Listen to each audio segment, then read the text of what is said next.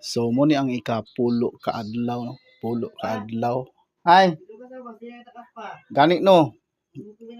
Nagdagan-dagan pa dito. Mao.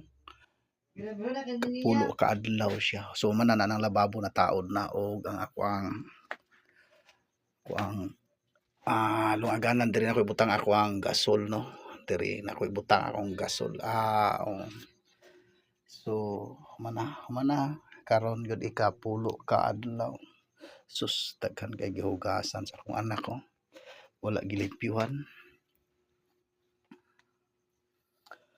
So salamat to kay naman-human na. Naman-human na gyud. Wow.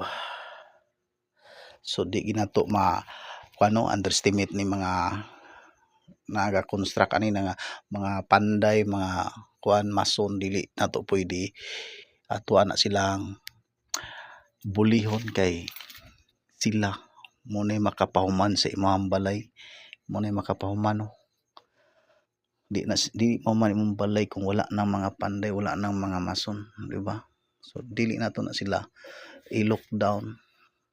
Tawagon po nato na silang bayani sila, di ba? Tinuod yun na mga master, dapat himo nato silang bayani.